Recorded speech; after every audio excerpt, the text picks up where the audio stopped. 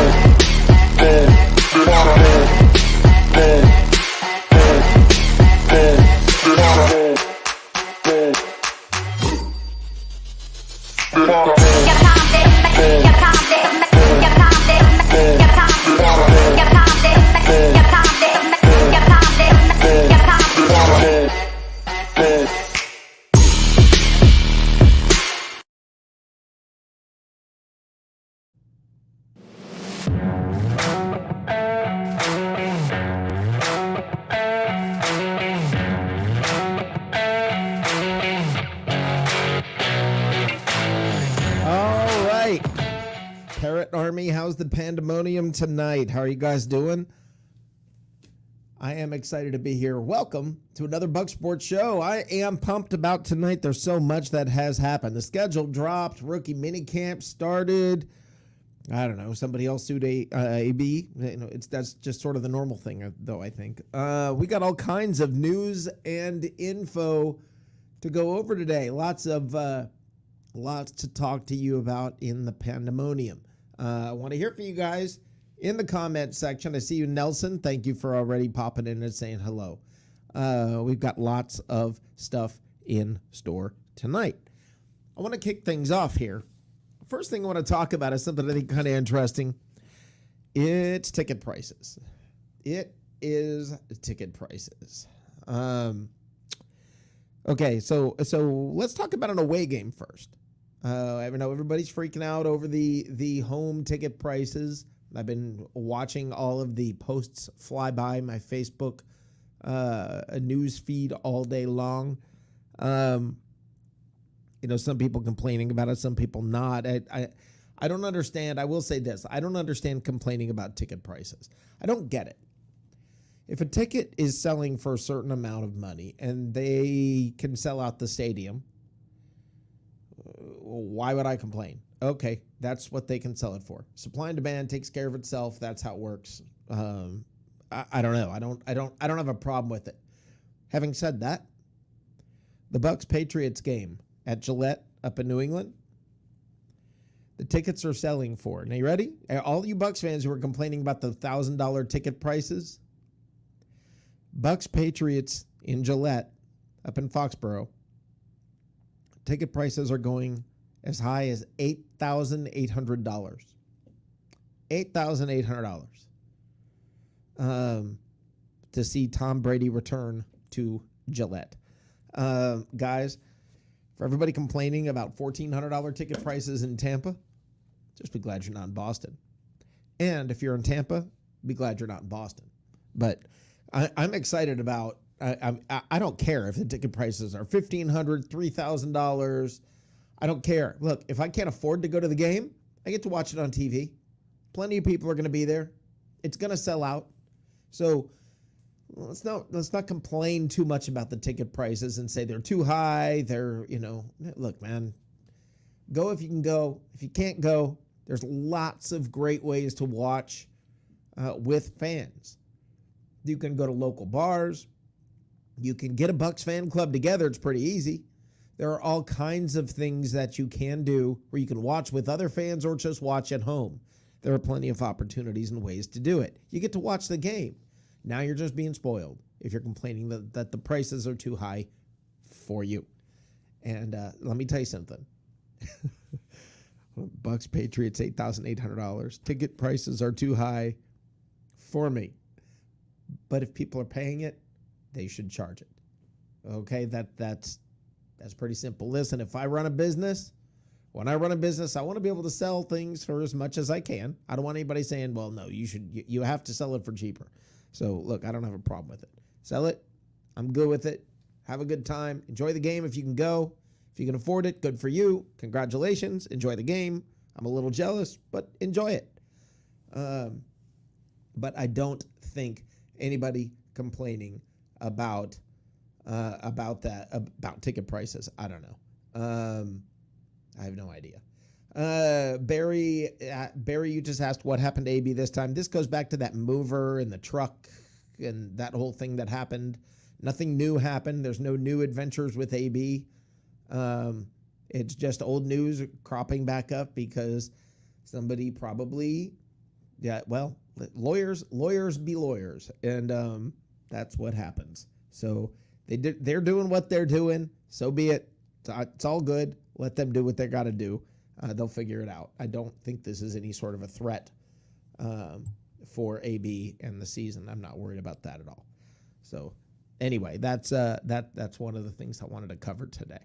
By the way, we do have a special guest coming in, Colin Haalboom from Bucs Banter, and I'm looking forward to that. You guys, you've seen him here before, and he will be back today. He's a great guest. I'm excited about that. Happy to have him here, and happy to have all of you in the Parrot Army out there for me.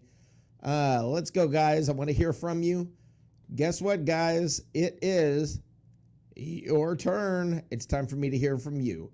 So the way that this works is simple. If you want to talk, if you're interested in conversation here, let me know and let's talk. Come on here. We got plenty of time. I want to talk to you. But if you don't want to come on video, you need to call the phone number. The phone number is simple.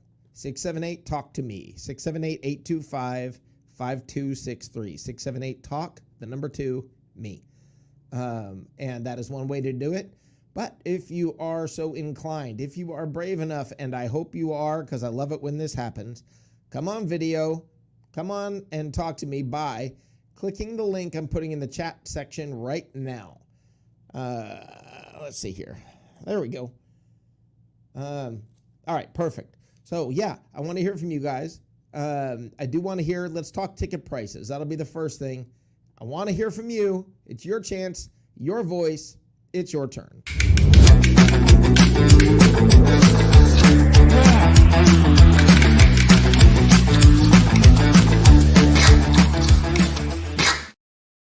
All right, guys, come on. Matt, Colson, I see you out there.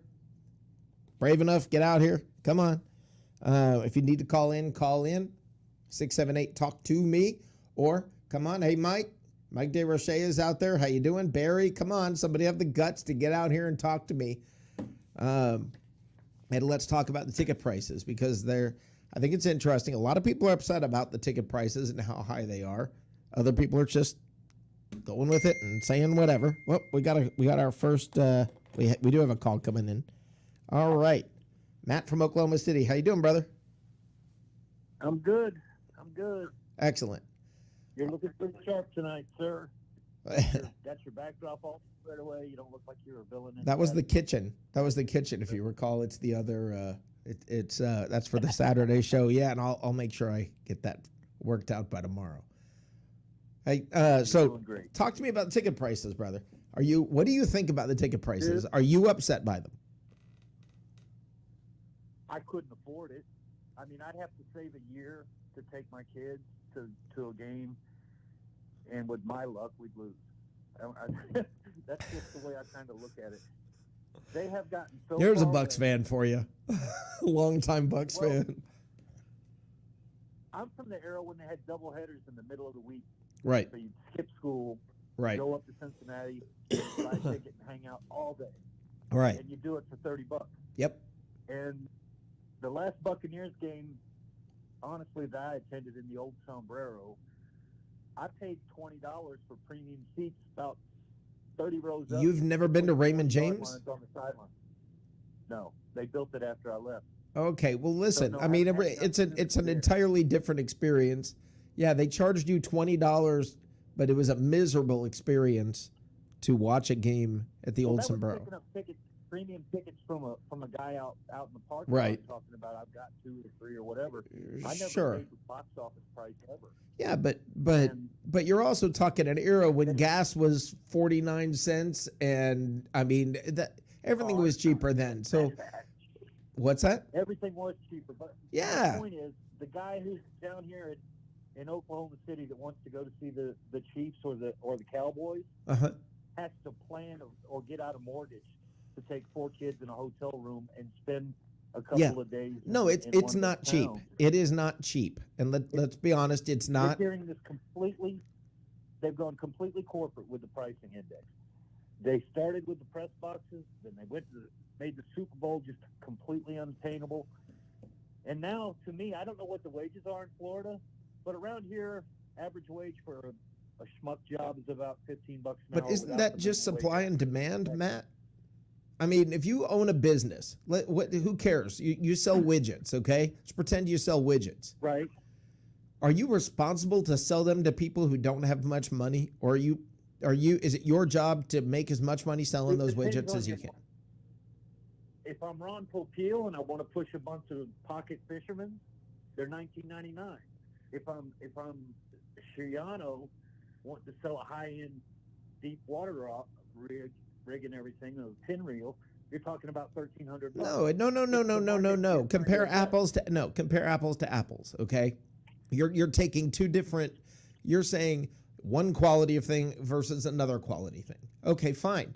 If you want to take that approach, this Buccaneers team is much higher quality and should be charging a lot more. Well, I can almost understand that. But at the same flip of the coin, that means Jaguars should be able to go in $200 and see the. You don't think that can happen? You think that can't happen? I don't. I've gone to Bucs games and bought tickets in the parking lot in the last few years that were not hard to get, to come by, and they were cheap. Right. It's not that way now. Yeah, it's not that way now. I mean, big games, big teams, big prices. That's how it works.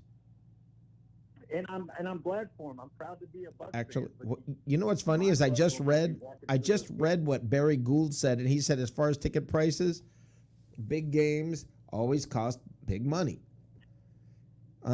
Yeah, that's nothing new, and that is the case, and I mean, I don't know. I mean, Ron here.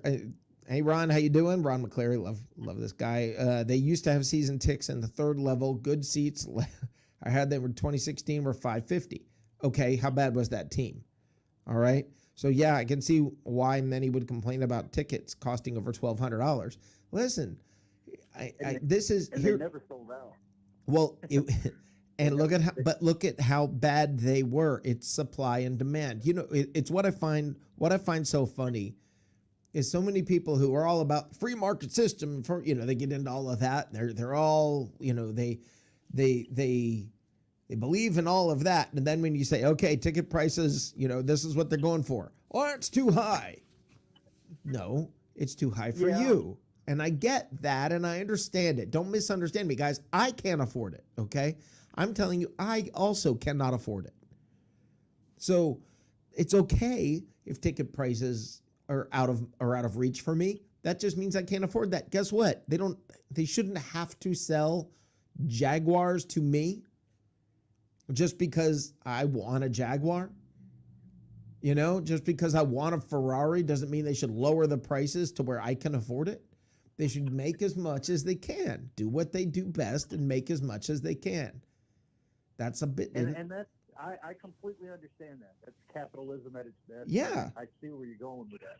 What bothers me is a 9-year-old kid doesn't grasp the concept that it costs $1,300 to go to a football game. But don't look at you at 9 years old. Don't look at you at 9 years old. Kids today, a 9-year-old today is not a 9-year-old back in 1975. Okay, it's not. The world is different. They view the world differently, just like we viewed the world differently than our parents or grandparents at that age. So they understand. I suppose you're right. It breaks my heart that I can't take my kids to I can't go to an Oklahoma Sooners game. Right. They sell out 75,000 seats every single Saturday, months in advance, and then you got the whole rigmarole, parking and everything else. You've got to have a pretty high-paying job Yeah. to be able to go and see those games, and there's never an empty seat. Right. It's like the Tennessee Volunteers Stadium up there. I was there one time in high school, and I will never see another football game. Yeah, I went to a game there. What that was. Yeah, I went to a game there. Huh? I went to a game there. Yeah, We took a boat up the river. 100,000 people. 100,000 people in the stadium, plus another 20 out in the parking lot getting drunk out of their Yeah. off their money. And the SEC going crazy. And that you can't find anything. I have never been anything remotely close to that. Yeah. However, I can't do that today. And it would take me a year's planning to do it. There are a lot of things I cannot do today. Go to Disney. I mean that you. It's. Well, right, I'm with you on that too. Disney's way out of whack for. But that's what I guess I'm dad saying. went to It's Disney not out of for whack. It's uncomfortable for us, but okay. I mean, isn't that? I mean, listen. When I was growing up, there were things I couldn't afford. There were things that I didn't grow up a rich kid. There were things that I wanted a skateboard. My mom said save for it.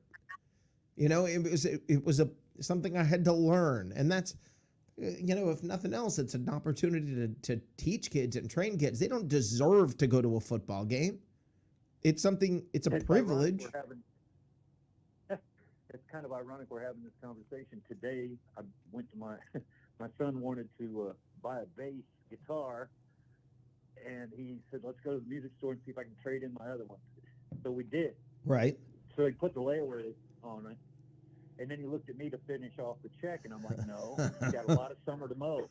Yep. Yeah. So you'll be able to handle it. And that's my point. Is that's that. But some kids, that's how it goes. There was a time. There was a story. I was at this family that I knew. I was at their house. And one of the little kids was sitting down and playing on, I don't remember what the gaming console was, but they were playing on, I'm just going to say, and it was an Xbox, whatever it was. But they're sitting there playing on this, and this other kid's dad was in the room. Wasn't him. I mean, it was not his kids. He was at this other family's home. And he goes, "Oh, well, which Xbox is that?" And the kid told him. And this dad, in some sort of a weird measuring contest with this 8-year-old kid, goes, "Oh, I got my kid the next one, the version 3." And the little kid turned to him and said, "Oh, I couldn't afford that. This is all I could get." And I was like, little dude. I was so proud of that little guy, and it's okay that he couldn't afford the latest, greatest. And you know what? When I got a video game when I was little, the little Atari first generation, whatever you call them, they were way less expensive, but I didn't even get that. All we could afford was the knockoff version that Sears had. Okay? Which worked just fine for you, right? Activision. And yes. And you know what? The kids that can't go to the game, okay, you can't afford to take the family to a game. I get that. I understand that. There are a lot of kids who don't even live in cities where there are games and don't have access to it. There are tons of kids a lot more poor than maybe you are. And whether they drop the prices to a certain level and you're like, yeah, now I can afford it. Well, that other family still can't. So what makes you more privileged than that other family that still can't afford it? It's just a matter of whether or not it's comfortable for us. We tend to feel that way. And I get the feeling. I understand the feeling. I understand what Ron is even saying. And Ron, if you want to call in or come on, I'd love to talk to you about this, because I don't think we completely disagree on this. I think we probably are somewhat in agreement. But Ron is saying, come on, Rick. I'm saying per ticket, one ticket costing that. Yeah, it's a lot, and it's out of what I can afford. He says it's ridiculous despite how good of a team. It's way over the top, price gouging. Okay, they bought it from the team at the price that the team sold it, and they're making it available to the highest bidder. And you're getting mad at the bidders. That's literally what's happened. And Tampa can support that. I mean, Tampa, St. Petersburg, it's like here in Oklahoma City, you've got two elite towns that are part of the Oklahoma City metro area. Right. You got Norman and you got Edmond. Right. That's where the haves are living. Right. Everybody in between there, in between the north and south points, are just the regular schmoes. And they don't market things to the guy in the middle. Yeah. They don't have any intention of having the guy in the middle in there. And Yeah. that's cool. I mean, if you accomplish something in life and you get to a point where you make enough money to where you can just say, yeah, I'm going to buy a season ticket for me and the wife. We're going to go to the ball games every Saturday or Sunday or whatever.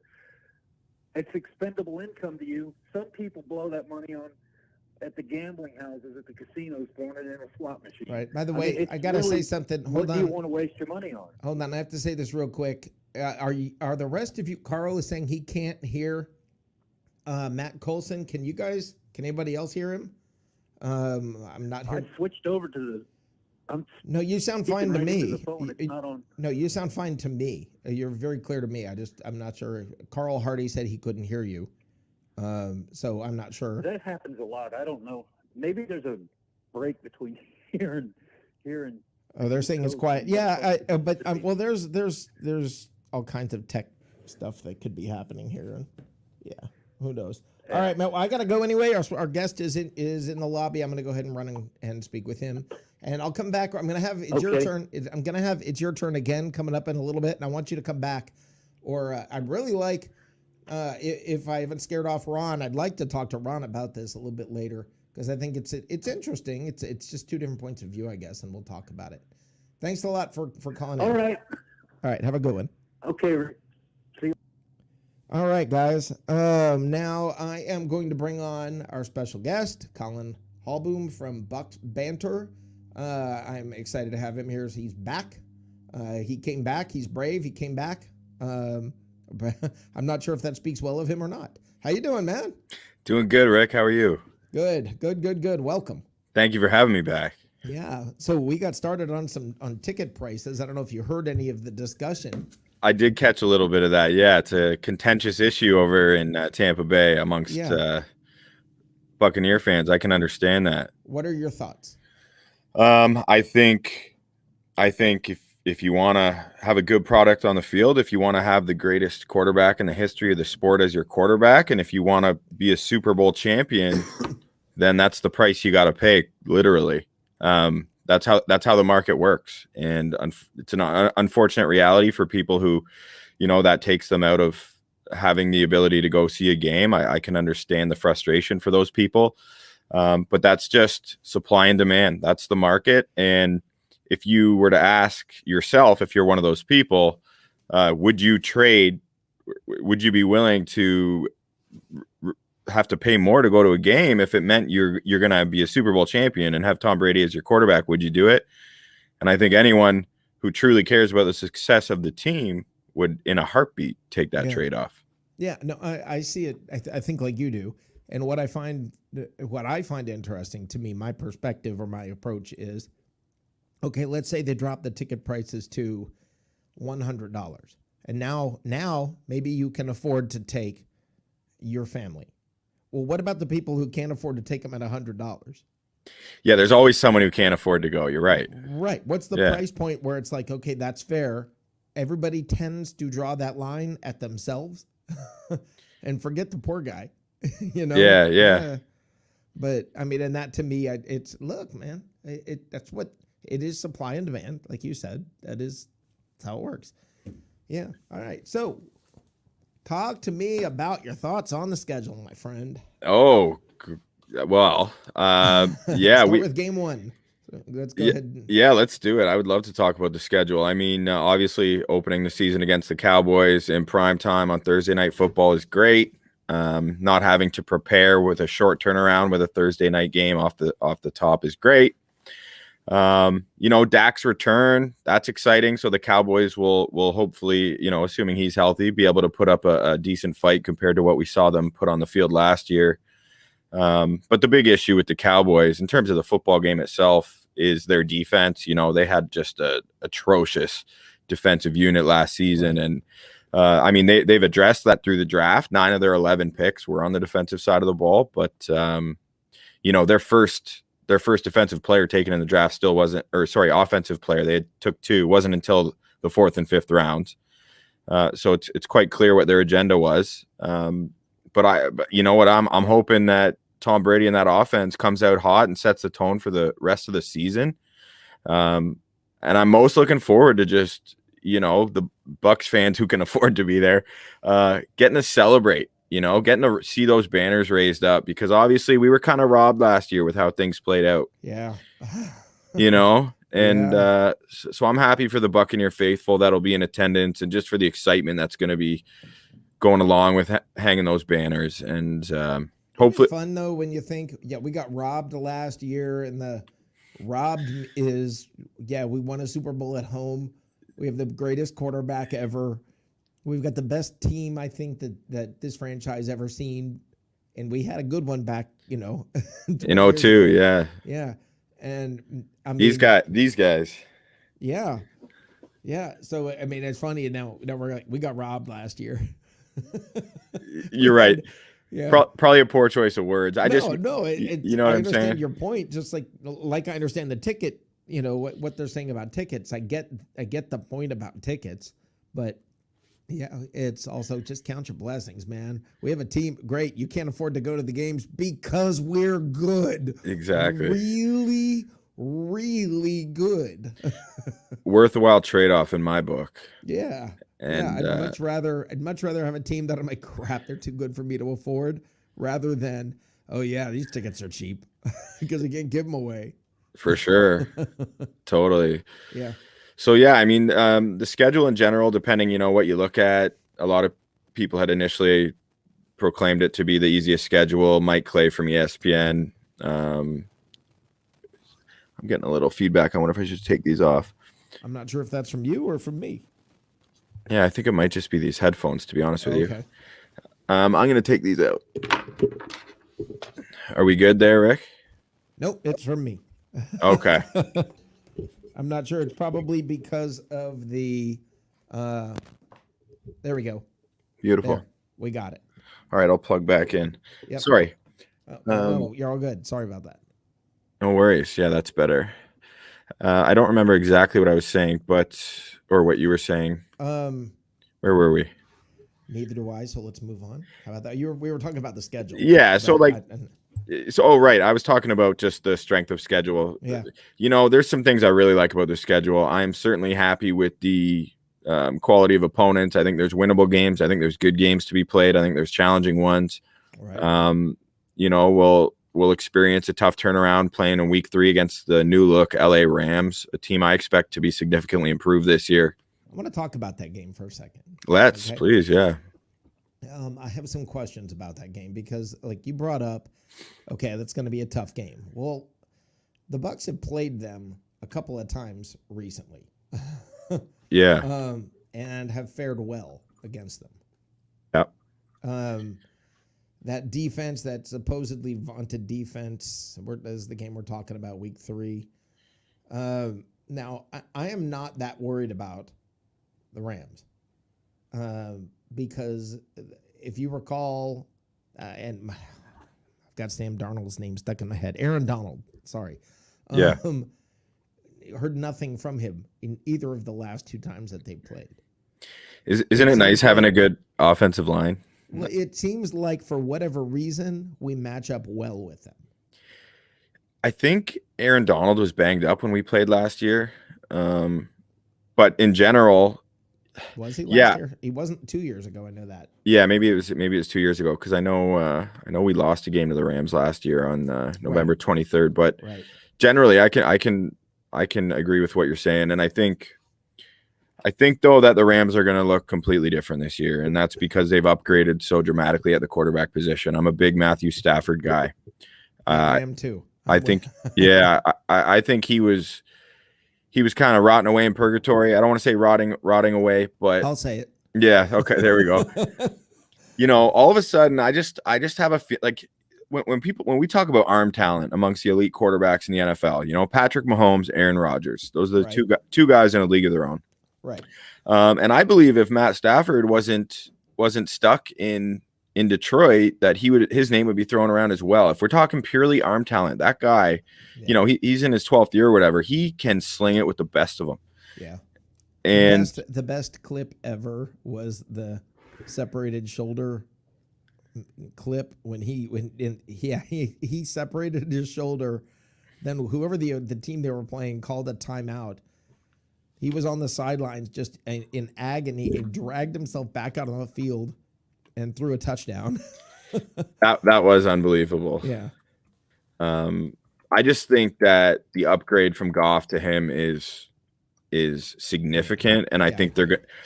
Obviously, that being the most important position on the field, Sean McVay being an offensive guy. Yeah. It's early in the year, so it's similar to the Bucs in the sense, with the new quarterback last year, it takes a little bit of time, but I do think I think it'll be a good game. I'm happy he's gonna finally probably get a chance to sniff the playoffs. I mean, he hasn't even been close, and that's a guy you want to see. Like, all right, I'm happy for that guy. That guy deserves, everything that comes to him. He deserves that. And it was to no fault of his own. Right. He was a warrior, like you just talked about, playing hurt, consistent player, with super limited skill position guys around him. Yeah. Hell, the whole roster's been a disaster for as long as I can remember in Detroit. So yeah, and it's not getting better. Yeah, I got a question about. I don't know if you heard about Brady talking about how he struggled to even be able to call plays midway through last year. Just in terms of like the terminology, especially, I think was a big hurdle for him. I did hear that. Yeah, midway through the season, he was struggling with that. I mean, any thoughts? I think it just goes to speak to the complexities of NFL offenses and how, I don't want to say stubborn, but how committed offensive coaches are in the NFL to their way being the best way. And Bruce said it last year, he's not going to change his entire offense's vocabulary to for one player, right? Because then you have all the other guys who need to learn it. So would you rather one guy learn it or the whole everyone else on the team? So, and Tom Brady was a warrior, man. He came in, he wasn't complaining. He just obviously just was behind the scenes trying to figure it out, and being as intelligent as he is, he figured it out. I think the unwritten story of last year, the thing rarely spoken about, is some of the hurdles or challenges that Tom Brady faced that got no press.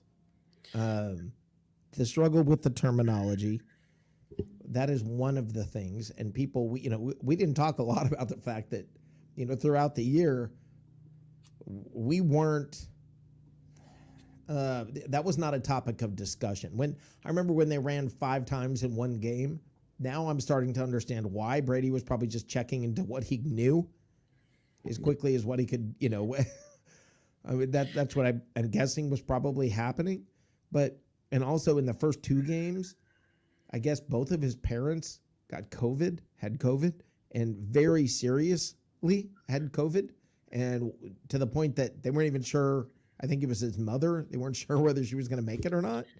Wow, I wasn't aware of that. Yeah, that was during the first 2 games of the season, and that was, there's the only games I guess that they've missed of his entire career, and they couldn't be there for the first 2 games because of COVID, and so Brady's got all this. He's with a new team. There's no training camp. You've got your parents, literally possibly dying, while you're trying to lead this new team, learn this terminology, all of this coming at him at once. They won a freaking Super Bowl.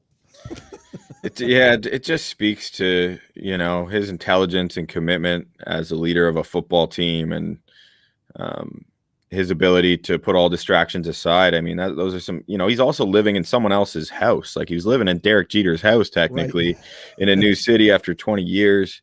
No one expected him to be able to pick up the playbook to the extent that he did this past season. And obviously he was having struggles with the verbiage and all that, but he just found a way, didn't he? And so did the rest of the guys. I'm sure everyone was helping him out. It was just such a unifying team as you watch them come together down the stretch last season. And to be able to lead a team the way that Tom Brady did, because let's not sugarcoat it. Like, his leadership was apparent from week 1. And for him to be able to command the entire dressing room, despite going through these struggles, not only in his personal life, but in terms of like actually picking up the offense. I mean, that's Right. impressive right there. That's unbelievable. Yeah, I like I like what Matt Colson said here. He said, if you don't realize how different offenses are from place to place, you can fly to Portugal and go find a hotel and dinner having only spoken English your whole life. And Love. I think that's why. I think that's probably why when you look at Carson Palmer and Carson Palmer saying it takes a year, you're not going to be your best in your first year in this system. And think about that. Yeah, and then And you're right in terms of like this offense specifically. It's yeah, certainly not a super easy one to pick up anyway. right. And then throw in the shortened off season. I mean, all the cards were stacked against Tom Brady. Throw in his age, like he has every excuse in the book to not figure it out year one. And I think Bucs fans were like we talked about last week, Rick. We were waiting for this season, for the 2021 season, to really see if he would be Yeah. the difference maker. And it kind of feels like we're playing with house money. Yeah, that's exactly how I feel. I mean, it's one of those things where I look at and I have to admit to when I watched the games last year, I had no idea the struggles that were going on kind of behind the scenes and the difficulty with the verbiage and all of that, because you never heard Brady complain. You never heard Brady talk about the fact, well, I need to learn this. I've got to get there. You never heard that. You heard accountability, responsibility, taking the lead and saying we've got to win. And it was all, that's all that mattered, was we're going to find a way. And doggone it if they didn't do it. Yeah, and he certainly wasn't complaining, but the only people trying to create a rift are those in the media, mainstream media, right? Talking about Bruce Arians being too hard on him, yada yada. Behind the scenes, things were good. I think Brady wanted to be coached still, Yeah. and you got to respect Bruce for not handing everything to him on a silver platter at the same time, right? Kid glove him, yeah. Yeah, he was sticking to his morals as well. So yeah, that's pretty exciting. And Tom Brady is going to start throwing next week. He's going to be picking up the football again and throwing. Did you hear about minicamp today? Did you hear about Trask and the day Trask had a minicamp? I heard that. Trask. I know he threw a pick that didn't look too good. I saw a little clip of it. Obviously, it was he misread the play. I heard he had some good throws. I know JCA, as you guys call him, Joshua C. Allen. Yeah. He had some really good intel on that on Buck, what you heard earlier. So I can't speak from my own experience, to be honest, or from my own information. So I'm only going by what I've heard. So I heard there was some good. I saw there was some bad with the interception he threw. But that's going to happen. I mean, it's tough to read into it too much, Yeah. And if the biggest complaint we have is, hey, our backup quarterback or probably third string quarterback, it's funny because I hear fans talking about Ryan Griffin and complaining, Ryan Griffin, who does that guy have pictures of? He's been around forever. How does this guy keep coming back? We're talking about the third or fourth string quarterback here. I mean, that's really that's the big worry. That's the big concern. It's nice when those are what we have to worry about. Yeah. In Bucs land. Yeah. Now, I guess I'm not worried about it, but it's something to talk about. Joe Tryon, he had a minor knee procedure, and because of that, he did not pass the physical. Yeah, I saw that as well. So again, because of the advantageous position the Tampa Bay Buccaneers are in, returning all their starters on both sides of the ball, it's not causing too much concern to me. It sounds like it's early enough. He'll be able to make training camp, assuming all goes well. And if anything, maybe it gives him a little time to really focus on the mental aspect of things, and in his right, getting familiar with Todd Bowles' terminology as well, like we talked about with Brady on offense. Get familiar with things. I'm not too concerned about it. We got to make sure this kid is feeling 100%, as close to the season as possible. Little extra rest. I mean, the concern comes with the fact that he wasn't playing football last year, and that he's having to have his knee cleaned up at this point. To me, that's a little bit of a red. I don't want to say red flag, but it raises an eyebrow. Well, if he wasn't around the training and all of that last year, they wouldn't have known to do it. That's the only thing I would. look at the guy. He'll be fine. Yeah, Like that's what try. that's exactly kind of Arians. He was like, yeah, he's fine. It's Yeah. he had a minor knee scope or whatever, which, I mean, to be honest with you, every player gets them multiple times. I mean, Yeah. I'm not worried about Joe Tryon's knee when our starting quarterback also had a knee procedure, and he's doing just fine. Thank you. Tryon was jogging around today too. So Yeah. there was video of him jogging around. He's gonna be just fine. Yeah. Get the mental side down first. Yep. Take it from there. Yeah. Exactly. I heard Darden looked pretty good today. That's the guy I'm most interested in too. Yeah. We talked about Jalen Darden quite a bit last week, and if you're hearing he looked good, then you got to assume he was returning some punts or kicks and looking good there. Obviously, all they've got on is shorts and helmets, but right. Regardless, that's encouraging to hear.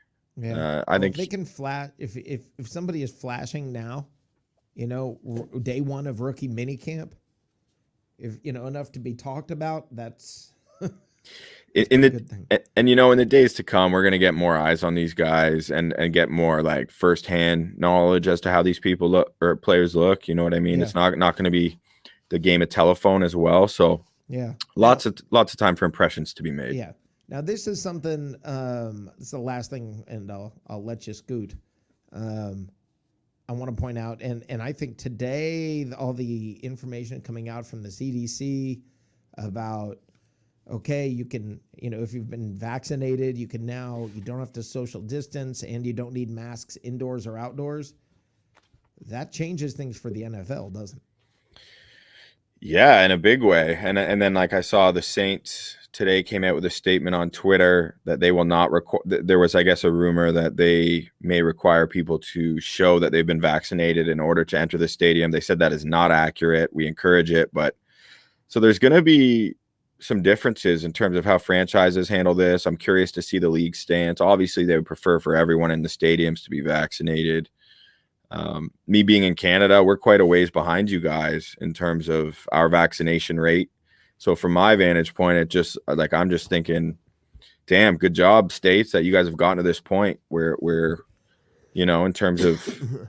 Well, the jury's still out about whether it's a smart decision or not. But I mean, America. Yeah, you know how we are. Yeah. For sure. This. Yeah. But I mean, you guys at least have a higher percentage of as far as I know, you have a higher percentage of your population fully vaccinated compared to what we do. People having I'm their fully first vaccinated, and if I can be fully vaccinated and I'm relatively healthy. Yeah. I got my first dose yesterday, actually. Which one? Pfizer. That's the one I got. Yeah. It had no effect on me at all. The first one did not have any impact at all. Yeah, me neither. Yeah, second one, I got a little knot on my arm. I rubbed it, and it didn't come until later on that day. Rubbed that. My arm was a little bit sore for a little while, and I sort of got some chills, I guess, but nothing major. So yeah, I've heard mixed reviews in terms of that, so you never know how it might hit you. The thing is this. Just get yourself healthy, be healthy, stay healthy, and good for you. I mean, Yeah, it's like rising ticket prices, right? With a Super Bowl team, getting the vaccine, maybe a few inconveniences, but it's worth it. Yeah, well, great way to put that. Great way to put that, Colin. Colin, tell everybody where to find you. And did I hear there's news coming up? Yeah, we got a little bit of news. I'm excited that Rick, I will officially, me and my team at Bucs Banter will be officially partnering with Bucs Report in a more formal capacity, starting next Monday, May 17th, this upcoming Monday, every week at 7 p.m. the Bucs Banter podcast, the Bucs Banter podcast will be going live from the Bucs Report social channels. So we'll be streaming our podcast live, and I'm excited to, get some interaction with the great fans you guys have here with Bucs Report and to continue developing that partnership. Talking about all things Bucs, and I have some borderline co-host guys who I'll have on all the time who know the league really well. And Borderline co-hosts. yeah, I tease them. I tease them that they're approaching co-host status. They'll be on almost every show with me, if not every show. Yep. But they're not, like, I'm a Bucs fan. I'm not afraid to admit that. I cover the team as objectively as I can. That's exactly what I say. I'm with you 100%, Colin. I am. I'm not gonna lie to anyone. Like, I'm a diehard Bucs fan. Yeah. Everybody who says no, I'm just a journalist, and they're listen, come on. I know some of you guys. Yeah. You're cheering. I know. How much you want to cheer, and I get it. You want to try to be as professional as you can and be as objective as you can, and I get that. But you've been a Bucs fan for 30 years, and now all of a sudden you click go live. And now all of a sudden, all emotion is out of your judgment, right? Exactly. Self-awareness is key. But again, that's why Scott Capron and Bo Danyard, you guys will get familiar with them. They're great because they are truly objective. Neither of them have a team. They're just NFL diehards Right. who know the game really well, and will bring a great level of intelligence and wit to their observations. And I think it'll make a great dynamic. Yeah. So looking forward to that. And of course, follow our account at Bucs Banter. If you're on Twitter, we have the Bucs Banter podcast, which can be watched on YouTube or downloaded audio files on Spotify or Apple Podcasts. And our website is www.bucsbanter.ca, not .com.ca. Awesome. Thanks a lot for coming on here. And again, please, anytime you want to come on, love to have you. Right on, Rick. I look forward to it, man. Always nice to chop it up, and we'll do it again soon. Sounds great. Have a great night. All right. You as well. All right. Colin Haalboom from Bucs Banter, and you will see him on Monday nights right here on Bucs Report for the Bucs Banter podcast, him and the Bucs Banter crew. So that's going to be a lot of fun. So yeah, guys, I wanted to also talk about now if I don't know if I've lost Ron, but if Ron is out there, I would like to talk to him. But I want to talk about the fact that Brady struggled last year. He said he struggled halfway through the season. He still was very much struggling with the terminology and the ability to call plays, and that it was very difficult at times. That to me is something that. It's interesting to me that when you watched the team, you saw things start to change, especially second half of that Atlanta game late in the year, where all of a sudden it felt like everything was clicking. And I wonder if that's not, many players have talked about how there's a light switch that goes on for players. It's literally you can flick a light switch and all of a sudden they understand and they get it. It happens with rookies. All of a sudden that switch is flipped and all of a sudden they get it and they're playing on instinct and they're playing. I think that's what happened with Brady. I think early in the year, there was so much happening and he was so in his head playing that he was not playing instinctually. He was not playing the best Brady football that we've seen. And I think that is a reflection of the record at the beginning of the year. But then you saw what happened once that switch flipped with him, because basically, I don't care how old he is, Tom Brady was a rookie last year for the Bucs. He was a rookie in many, many, many ways. He did not have much of an opportunity to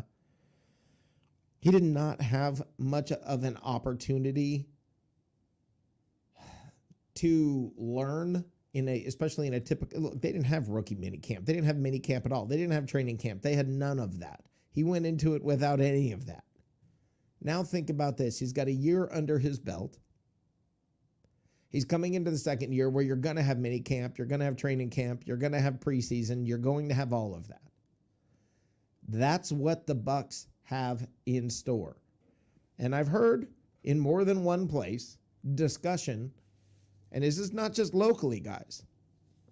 This is not just locally. This is nationally.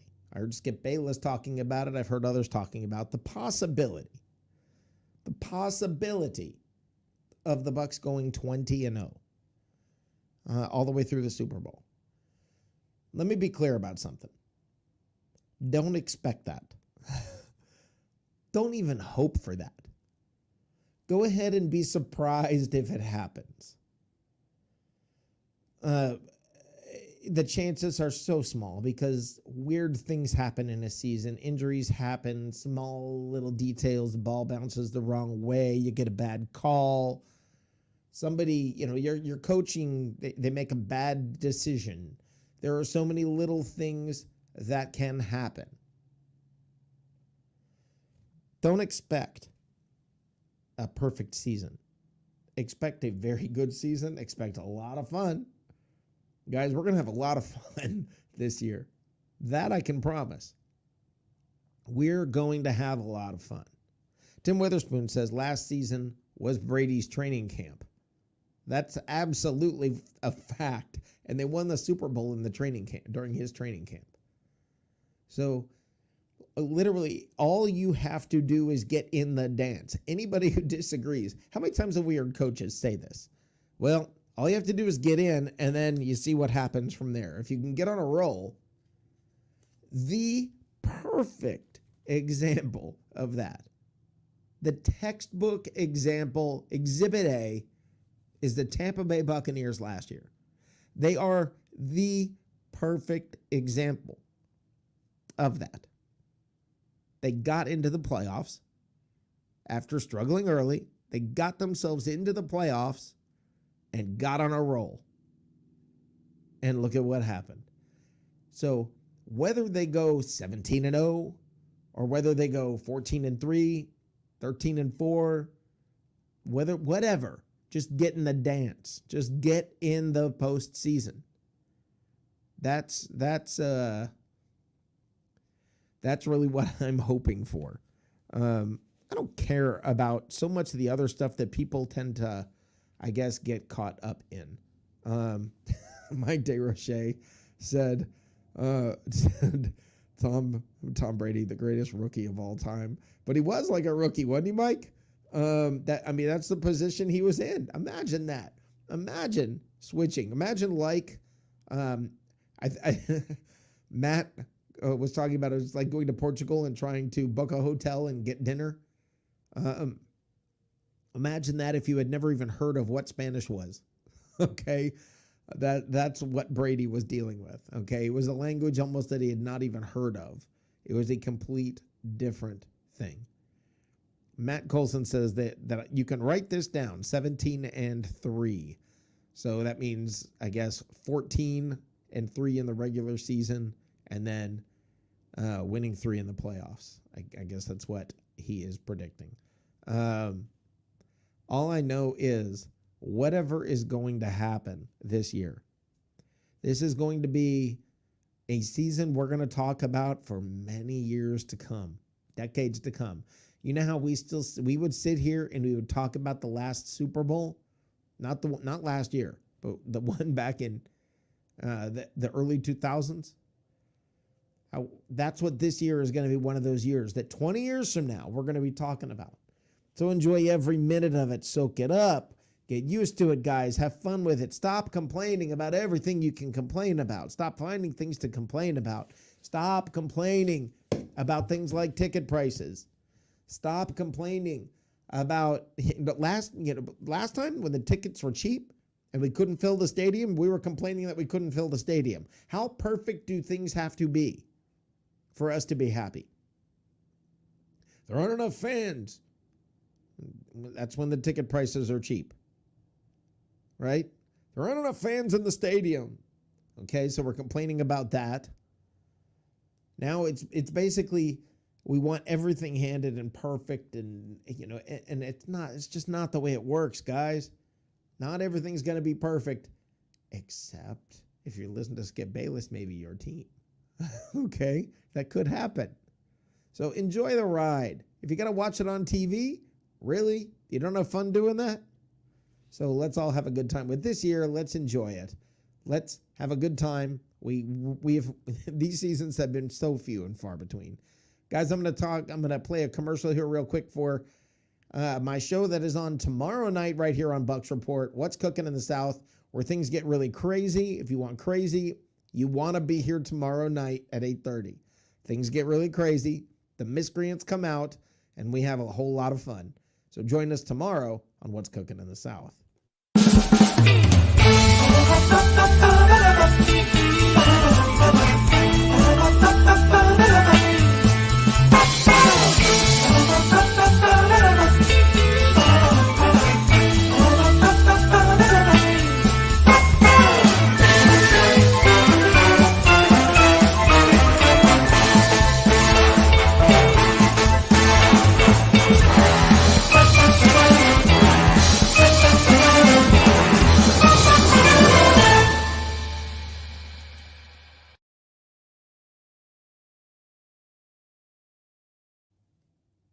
All right, that is Saturdays at 8:30. It'll be tomorrow night. We're gonna have a little game show that we're gonna bring back on that we have not done in a few weeks. So yeah, we will have the food fight. We will have lots of good things tomorrow night. It's all about the intersection of food and football. And if you're like me, you like both, and I like both a lot. So there's rarely do two things go better together than food and football. So let's talk about that. All kinds of goodies. So I want to get back to you guys. I want to give you guys an opportunity one more time to give me your thoughts. Let's talk about some of these issues I have brought up today. I'm going to put the link back in for you to please come on. Now, I know I said you have to come on audio on the phone, but apparently people cannot hear that well, so I'm going to go ahead and make an exception and let you guys come on audio or video by using the link that I just put in the chat room. So audio or video, go ahead and use that to come on and talk to me, because I do have lots to talk to you about. It's your turn.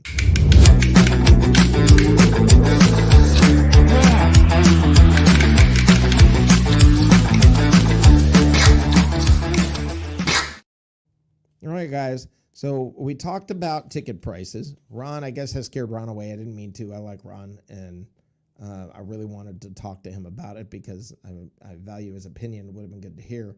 But, yeah, I want to talk to you guys. Teresa or Matt, you can call back. Mike, I would very much like to talk to you about that. Mike, I know we talked about ticket prices and stuff today. We talked about some of that. So give me a call, Mike, and let's talk. I do want to talk about that. Hop on StreamYard and let me know what you're thinking. It is your turn. This is, guys, part of this, it is your show. We need to hear from you. So come on. I want to hear from you. Matt Colson says, a guy can dream. I just want to open 8-0, the Tommy Slam, going a perfect season to spread out over 2 seasons. That has to have been done at some point. I just can't imagine. Teresa just said, wow, what the Pats are charging for one ticket. I heard $8,800, Teresa, is what I heard. Let's add to the show once again, Matt Colson. How you doing, brother? I'm good. Can you hear me now? Yeah, I think they can hear you now. I have a small thing that I know that I can do after the show, which should have everything fixed and working better by beginning of the week. So we'll see. I was just I put this in the chat earlier, but when you were talking to Colin, which I thought you had Colin Cowherd on here, so I tuned in, but I was wrong. That's a joke. Okay, so anyway, the guy was talking about Matthew Stafford playing in L.A. I completely forgot about that. Oh no, that's going to be that's a serious upgrade for that team. The only thing is we're catching them. Well, we're catching them early, and that's a positive for the Bucs. The fact that they're catching them early. Yeah, but I completely forgot about that trade. That's going to put a whole different dynamic on that West Coast this year. Yeah. Now that does kind of scare me. But the thing is, their defense. Everybody talks so much about their defense. And the Bucs seem to throttle and handle their defense just fine. Now, you'd mentioned it in your conversation. We match up real well with them. Yeah. For whatever reason. And well, it's the opposite of the Saints, where we struggle hard against the Saints. We line up well against the Rams. Right. And we have the same kind of an issue with Carolina. We don't. Not so much anymore. That was a few years ago. I don't know that the Arians team has troubles with Carolina. Well, we've only played them 4 times, and 2 of them with Jameis, so you don't count those. Well, but I think I mean we won it. I think we won at least 3 of them. So yeah, we might have. Yeah. I always remember. I think that we always caught them without Cam, and they had the second string guy in. I can't remember his name off the top of my head, but he always schooled us like he'd been a 10-year pro or something, and I never could understand that during the Gerald McCoy days. You know, Mr. Right. Batman. Yeah, my favorite, Gerald Yeah. McCoy. Don't get me going. You're gonna start trouble. So, well, that's really all I had. I think I told you I was 17-3. You're right. I'm imagining that we're going to go 14-3 in the regular season and run out through the playoffs. But Joshua told me something yesterday, because the thing that had me scared is that the 14th and 16th game are against the same team. And I think we're going to split with the Panthers because of that. And then Joshua says, yeah, on the 16th week, we may be in the playoffs, and we don't start any starters. I think 15th and 17th. Yeah, because it's backward. Yeah, it's because remember there's 17 games. Your point is right. I'm just clarifying. Yeah, it's the last 2 out of 3 games we're playing the same guy. Yeah, and now can you imagine though if you were a Panthers fan, and you're looking at this schedule? Think about this. As a Panthers fan, you are going from you've got to deal with the Bucs at home. Then you go on the road to New Orleans and then on the road to Tampa. That's your I didn't know that. Weeks. Yeah, that's your last 3 weeks of the season for the Panthers. Oh, that's gotta suck. Yeah, and just before that, just a couple weeks before that, I think they played Buffalo. Yeah, I think Buffalo it is. So scares me. yeah, so they're getting the living beat out of them at the end of the season. The Panthers season starts easier, and they're going to look. Everybody's going to be going, "Ooh, look at the Panthers." Just wait. Come out of the box 7-0, and then end up missing 10. That would be terrible. But I think we're gonna. I don't know about 7-0. I think that's a little optimistic. I was just being facetious. So that's where I was coming from. I think we're gonna lose to the Panthers. I just know it. Maybe by purpose in the last week of the year, or by accident in the 15th week. And I think the Rams are going to be now tougher now that I think about who's the quarterback. That kid Stafford. Yeah, he's the real You deal. had it right. He was in purgatory up there in Detroit. Yeah, one of the best arms in the league, and he never could get anywhere with it. Yeah, and I thought once Matt Millen got out of there and they changed general managers and things, that he'd have an opportunity, and nothing changed. No. So I am happy for him. I've got to admit, I'm happy. Absolutely. Yeah. At least now he's got an opportunity to get in the dance. It's kind of like Phillip Rivers. I like Phillip Rivers to watch him on a Monday night game. Yep. He's entertaining. Yeah. And he never really got the whole thing. He just got almost. Well, he had some good teams around him, though. He had some good running backs and some good teams around him. Phillip Rivers never. He was always a bit of a wild card. Let me say this: Phillip Rivers is actually one of my favorite players. I really like Phillip Rivers. Okay. Yeah, he was fun to watch. Yeah. Having said that, I'm still kind of glad he's not. He's not the Bucs quarterback, and I'm happy about that because he was a bit like Jameis. He's an awful lot like Brett Favre, except a few inches taller, I think. Right, but I mean, Jameis, as far as he made bad decisions and he did some things that weren't always the brightest. But he took risks, though. He knew what he was doing. And he was fun and fiery, and he wanted to win. And I love how passionate he was on the field and all that. That was great. Yeah, that's why I like Brett Favre. But Brett Favre, you knew in the fourth quarter, if it was up in the air, he was going to throw an interception 2 out of 3 times. So it just happened that way, and we loved it for him. He absolutely he would draw people to the TV, and you knew he was going to blow it up at the end of the game somehow or another. He was going to screw it up. Like I said, Jameis. Yeah, I mean, tell me that wasn't the case with Jameis. Tell me that those were not really exciting games. I've said this about Jameis for for a while now. To me, Jameis Winston as quarterback was like dating the crazy girl. Okay, when you date the crazy girl, and you guys know what I'm talking about. When you date the crazy girls, parts of it are awesome. Parts of it are fantastic. But you're gonna end up with the cops in the driveway. Okay, that's what it's like having Jameis as your quarterback, and New Orleans is about to find that. Parts of it are fantastic. She looked great at times, right? Like that one Super Bowl pass. I mean, that one pass in the playoffs. I mean, Right. Yeah. You know, wow, that's sexy. If you're a Saints fan, you see that and you're like, wow, we're gonna be great with Jameis. Simmer down, Sparky. Just wait. Just you wait, Saints fan. You'll see. Yeah, they're going to get frustrated with him. And can you imagine the Superdome being loaded up with people that are just on the verge of being brown baggers again? Yeah. They're not going to be happy. Wait. Yep. They're not going to be happy at all. And yep. I'm hoping for that.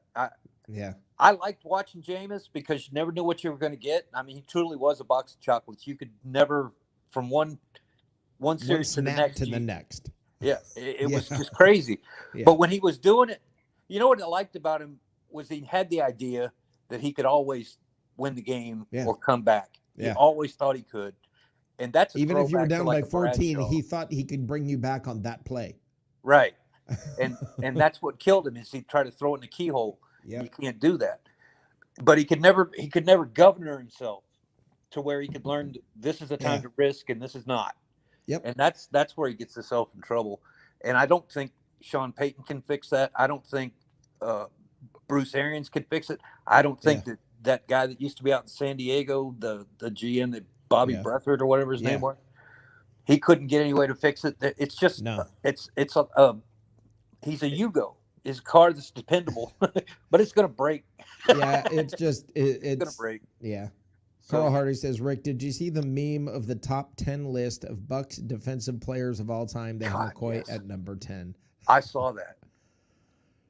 Now, Carl, are you just messing with me? Are you trying to set me off, Carl? Is that what you're trying to do? Hey, I saw that. We'll definitely address that tomorrow. They couldn't come up with somebody else. I mean, they didn't have. Yeah. I don't think they had Hardy Nickerson on that list. Yeah, there was. What about Scott Brantley? Matter of fact, if you can do me a favor, if Mike, Matt, Teresa, Carl, one of you, if you have the opportunity to find that meme for me, make sure you please send it to me on Facebook because I need that meme for tomorrow night's show. I'll see if I can find it. Mike says it's his job. Yeah. So no, I think he meant setting me off. Oh. Well, he's got that covered too. Yeah, I think that's what he meant. All right, man. Well, I'm running out of ideas. Okay, man. Thanks I'll burn out. Won't have anything for tomorrow night. Yep, save it. All right, man. Guy. Have a great one. Have a good evening. Yep. That was awesome. Matt Colson, Matt from Oklahoma City. Teresa asks if I think Rivers is going to try coaching. I have no idea. He's got that team of his own to keep supporting. Yeah, he does have he's basically got an entire team at home. He's got like 43 kids, I think, and they're all his. I don't know. Him and his wife have been busy. I don't know how him and his wife could have kids like every 4 months. I'm not sure how that's biologically possible, but Phillip Rivers found a way. They've got tons and tons. So I don't know. But yeah, I want to get that meme because I definitely want to discuss that on tomorrow night's show. In the meantime, I'm going to try to stay calm about that because we all know my thoughts and feelings. If you haven't heard them, sometimes I make them very clear about Gerald McCoy. But anyway, what can you do? Okay, Joe Tryon's minor knee procedure. Non-news. It is news technically in the sense that, okay, minicamp started and he can't be out there. But he's there. He's gaining knowledge and understanding. He's not on the field actually participating, running around, running drills, but I promise you, they are cramming that guy's head full of information. I promise you. He's not really missing that much when it comes to this camp, to the rookie mini camp. He is missing some, but not like last year when they didn't even have a rookie mini camp. He's there. He's soaking up information. He's got the coaches in his ear constantly. They're virtual reps in essence. They're telling him, what do? You see what's happening out here? They're talking to him the entire time. You forget how big this coaching staff is. This is rookie mini camp. There are literally many more coaches than there are players right now out there on the field. Stephen Glasker says, "Hey Rick, what's up, bud?" Hey Stephen, how you doing, my friend? Teresa says, "I agree. He isn't expecting to be playing this year. He's going to be learning." Yeah, he's going to be a rotational guy. He will get in and play. He will play. Nobody who was drafted needs to play. If they play, it's because they're looking very promising. That's about all I can say is that's depth. Either somebody got injured or they are looking really promising to be out there on the field. So I'm encouraged by that, by what we see with that. I am very, very encouraged by that. But I'm baffled. Not baffled. I was shocked to hear Brady talking so bluntly about how midway through the season he was struggling to even call plays. Midway through the season, Tom Brady was struggling to even call plays. His exact quote, he struggled, quote, to figure out how to call the plays. Close quote. The terminology, what the goal was and the flow of the game and how it was all working, he was that lost midway through the season last year. And what happened? I think Tom Brady, and maybe I'm crazy, but when they won the Super Bowl, did Tom Brady almost look like a deer in headlights? Did it almost look like he was like, I can't believe this just happened? I think even he was shocked. I think he was even trying to figure it all out. Kind of like I said, I didn't get overly excited when they won because I was actually just trying to process it. I almost feel like that's the way it was for Brady. I almost feel like he was trying to just process the fact that, holy crap, we just won the Super Bowl. How did that happen? We weren't that good. And we weren't when you take into account the entire year. We were at the end. The Buccaneers were that good at the end. Let's be very clear how good they were at the end. They went through Drew Brees, sent him packing forever. Aaron Rodgers maybe scared him out of the NFC possibly. Who knows? He may be gone. I mean, it's amazing. If Aaron Rodgers were to end up going to an AFC team like Denver or something, think of the loss that the NFC has taken when it comes to quarterbacks this year. It's a pretty big hit with Drew Brees, and if you lose Aaron Rodgers. So I don't know. Carl Hardy talks about how I can understand that he played for one team for 20 plus years. Yeah, I can understand him struggling, but what's hard to wrap your mind around is they still won the Super Bowl.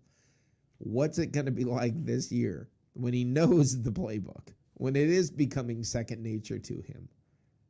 You know, I mean, he's got this whole offseason where, in his head, that's churning around. That stuff's churning around in his head. So when they step back out on the field, all these guys are already on the same page. At what level? Well, 31-9 over the Kansas City Chiefs level.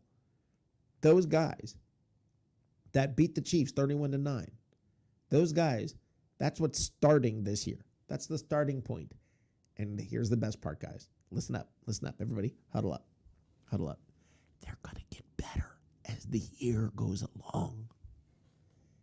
Yeah, that's right. The 31-9 Buccaneers are going to get better as the year goes along. Wow. Wow. Do you want to be facing them at the end of the year? Do you really want to be facing this Buccaneers team at the end of the year? Think about the poor Panthers. Got to face them twice in the last 3 weeks. The Buccaneers last year, the schedule got easier at the end. Honestly, the second half of this season looks a lot easier than the first half. The second half of this season looks a lot easier than the first half. So to me, guys, sky is the limit. The sky is the limit on what's going to happen with this team.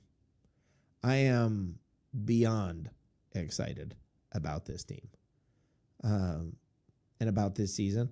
And everything everybody hoped and dreamed of last year, get ready, folks. Get ready, because it's here. This is the team we all dreamed about. It happened. They are that good.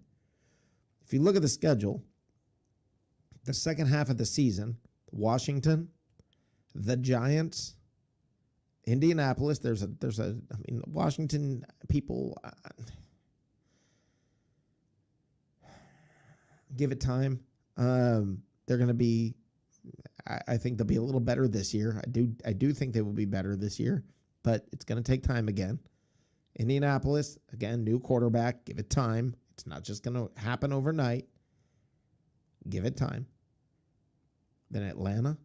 Okay, Buffalo, who I think is going to take a step back this year, but still be good. New Orleans, who I think is the toughest game. I believe the New Orleans Saints, everybody get this now. I believe in the second half of the season, the New Orleans Saints is the most difficult game that the Bucs are going to face. I'm going to say it again. I think in the second half of the season, I think the New Orleans Saints are the most difficult game that the Buccaneers are going to face. Then they play Carolina, and then the Jets, and then Carolina again. Listen, guys, don't write off the Saints. Don't do it. We want to. I get it. We all want to write them off. We all want to act like this year's going to be a cakewalk straight to the playoffs. I don't know that that's going to be the case. I'm not saying that we need to be worried about the Saints. I am saying right now, wait until they actually start losing to call them losers. Now, you want to call them losers like when Brian shows up in chat from time to time. You're welcome to do that. I'll be behind you 100%. Hey, Christopher Cole, how you doing, my friend? Good to see you. Stephen Glasgow, I think I said hello, but I want to make sure that I did. That to me, guys, is sort of, I guess that's the crux of what I see coming for this year. I look at the schedule and I see the first part of the season. When you look at the first part, Dallas, that's not going to be easy. That's a tough game. Atlanta, there's easier. The Rams, tough game. Patriots, guys, that's going to be a tough game. I promise. Bill Belichick will have them ready, and that defense is going to be tough, and they know Brady. So, Dallas, the Rams, New England, Miami is no pushover anymore. Philly, we get a break in that week. Philly is just a dumpster fire. The Bears, I don't know what to expect. I'm not sure what to expect. But then they face the Saints again. So that first half of the schedule looks a lot more difficult than that second half. That first half looks tough. Looks like it's going to be a bit of a run. And then comes the second half. So, I mean, there is a part of me that says, all right, God forbid the Bucs were to lose in week 1. Good. Now we don't have to talk about this undefeated crap anymore. They're not losing in week 1. They're going to beat the Cowboys. Okay, they're going to beat the Cowboys. But there's a part of me that I'm looking forward to getting the undefeated talk over with, and let's just get about the Super Bowl. Let's just get about that again. I want to win another Super Bowl. I want to go back to back and see what that feels like. I know what it's like to really suck back to back. I know what that's like. But yeah, this is going to be different. Hey, Harry Berg, how you doing, brother? How are you, my friend? Harry is in chat. Harry is from the Over Under with Harry the Greek. Anybody who wants to come on, I just put the link in there, Harry, if you'd like to hop on. Teresa says, no cakewalks in the NFL. You are right, Teresa. And that's very, very important to know. No cakewalks in the NFL. Don't pay attention to your own press and you'll be fine. Teresa with the comment of the night. I think, Teresa, you could not be more correct. Absolutely no cakewalks. Dallas is a good tune-up game, great game to gain confidence. Couldn't have asked for a better game to get them going. I don't know. Probably. I think that's probably true. I'm not sure we agree completely on that, Harry, and I'll be happy to talk to you about that game. I don't think Dallas is a pushover. Like Teresa said, nobody is, especially week 1, week 2. Crazy things happen in the first 2 weeks of a season. So, yeah, anybody can beat anybody in those first 2 weeks. I've said that for years and years. Anybody can beat anybody in week 1 or week 2. Then things start to settle down. Teams start to find their level, and everybody starts to figure out what's going on. You start to see the cream rise, and the rest find their place as well. But, okay, so $8,800 tickets. We've talked about that. We talked about Tom Brady is going to begin throwing next week, so we can all stop worrying about the knee. Everything's on schedule and good to go. Everything is fine. Brady's ready for minicamp. Everything's good. Tom Brady's good. You were asking about Berkeley Prep. Somebody was asking about Berkeley Prep. Yes, it's a school in Tampa. We talked about Brady admitting that he struggled to figure out how to call the plays midway through last season, which to me is big because that's when, remember all the rumors about Brady and Arians having, not getting along well or whatever, there being problems between them. It was probably just Brady was struggling to make the play calls. And there was probably frustration that was happening. I think that's probably true, but I don't think there was ever a problem between Brady and Arians. I don't think there was. Joe Tryon, minor knee procedure, didn't pass his physical. If you read Facebook headlines, the sky is falling, the sky is falling. If you listen to the team or you listen to the head coach or you listen to anybody from Tampa, yeah, everything's fine. Don't worry about it. Go where you want with that. And today, at rookie minicamp, Kyle Trask had a rough day. Apparently, it didn't look great. Didn't look terrible. Didn't look horrible. Didn't look great. Threw a pick to someone who's also at rookie minicamp. I think you know what? This is why you got and I'm going to say the word, developmental quarterback. Developmental quarterback. Developmental quarterback. You know what that means? It means he needs development. It means he's not there. Let me put it to you this way. I was a photographer. Developing. You take a blank sheet of paper or film, and you develop it, and it becomes what you're trying to make it into. Kyle Trask is going to throw interceptions. Kyle Trask is going to be rough around the edges. Kyle Trask needs work. That's why he wasn't drafted number 1, number 2, number 3 overall. I promise you that when you draft a developmental quarterback, they need development. See how that works? Okay? So that's sort of the story there. That is the story. You're don't put so much weight and emphasis and everything on whether or not the quarterback shows up ready to go perfect on game 1. I mean, whether your rookie quarterback shows up looking awesome. Look, Jordan Love apparently was struggling. Jalen Hurts apparently was struggling last year. You got a lot of guys. Tua was struggling. They're rookies. They're going to struggle. So Kyle Trask threw an interception at rookie camp, and the internet went wild. Well, that's what the internet does. Come on, guys. That's what the internet does. That's what Facebook does. Facebook gets worked up over the cause of the day. Apparently today it was Kyle Trask and ticket prices. Apparently that's the cause of the day that everybody's freaking out about.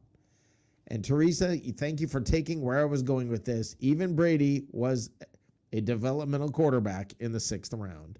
And I guarantee you that when he stepped on the field, he did not look like the Tom Brady we see today. The first time he stepped on the field at their rookie minicamp, I don't think anybody looked at him and said, holy cow, man, that guy's going to be the GOAT. It was the 6th round guy who came in and got a little mop-up duty here or there. Got a little, even at practice, he was just, yeah, okay, that's the 6th rounder. I wonder if I'll make the team. That's the question. If you draft a quarterback in the 6th round, will he make the team? And I guarantee you, when Brady stepped on the field the first time, that's what they said. Is he going to make the team? This guy looks like maybe he's got some potential. Okay? That's how it works, guys. That is how it works. And that's what makes part of this such a fun mess. The season is a fun mess because there's so many things that go right, so many things that go wrong, so many twists, so many turns. Where are you guys going to be through the ride? That's what I'm going to say. Where are you going to be for the ride? I'm excited about this year. It does not get better than what you're experiencing right now. This is it, guys. I promise you, for the rest of your life, you will never have a team better than this team. Right here. Right now. Even if you have one just as good, God willing, even if you end up with a team just as good, you're never going to have better than what you got right now. This is insane. And you as a fan, come on, guys. Let's get jacked up for this. Stop complaining. Stop jumping on other Buccaneers fans. Stop trying to find reasons to expect the negative. And let's just have fun. Go for the ride. We got what are your predictions for this season? Store them up, and on Monday I want to talk about that. So we're going to get into that on Monday because you're going to have a whole, a good 5 days or so to have chewed on the schedule and talked about the schedule and done all that. So let's get you guys to do that. Let's talk about that on Monday when it's your turn. At some point here, Joshua Cole Allen is supposed to pop on. If he makes it here in the next couple of minutes, we will go to Joshua Cole Allen. But we'll see if Joshua makes it in time or not. So what is your news, guys? I want to hear from you in chat. You guys have been quiet tonight. What's up? Come on. Let me hear from you guys. What questions do you guys have? What are you wondering about? I want to hear from you. I want to hear what I want to hear the goodies from you guys. You're the pandemonium. Bring it. Bring the craziness. Bring the pandemonium. I want to see what you guys have to say. But anyway. All right. I'm not sure Joshua was making it in time. So what I'm going to do is go ahead and call this a night. I want to say thank you guys for being here. Next week, Monday, Friday, Teresa, Mike DeRoche, you guys, I want to hear from you guys. All right? I want to hear from you guys on this show. Come on. I count on you guys. Now, I'm going to say Tapazio. He says it's getting game ready let's see, let me read this here. It's getting ready game to game in the NFL, undefeated to after the Super Bowl. I don't know what you mean. I don't know what that is saying. Sorry. Now for English speaking friends, I'm not sure what that is. But I do want to hear from you guys. Mike DeRoche says full capacity all year. I believe that is the case, my friend. Especially now with the CDC saying you don't need to socially distance anymore. I think the NFL is basically going to say, look, you're out there at your own risk as a fan. I think that's the case. I think they're still going to test their players if they have not been vaccinated. I think they're going to be. Here's the thing. I think most players are going to get vaccinated. I think peer pressure is going to take over. I think you're going to start to see, with most of the players, you're going to see peer pressure, and you're going to see that kick in. Mike DeRoche, did you ever get your second COVID vaccination? I wanted to hear what happened if you did, and whether or not you, whether there were any issues. Teresa, thank you for this. Yes, Parrot Army, I want to hear from you guys. You guys were very quiet tonight. Thanks for being here, guys. Let's call it a night. And I want to say to all of you, make sure you take the time to or with the people that you love around you. It's very, very important. You have no idea what tomorrow holds. Love and respect everybody around you as much as you possibly can. Carl Hardy, one last question. Rick, do you think OJ can stay healthy all season? Wow. That's a heck of a question, Carl. Let's go into that tomorrow night on What's Cooking in the South, because that I could spend quite a bit on. And let's talk about that tomorrow. Right here on Bucs Report at 8:30 p.m. What's Cooking in the South, the intersection of food and football. It's a lot of fun. We have a great time. I'll play the commercial one more time. Hopefully make you hungry for both food and football. And I look forward to seeing you tomorrow night at 8:30, guys. Y'all are awesome. Have a great night. Go Bucs.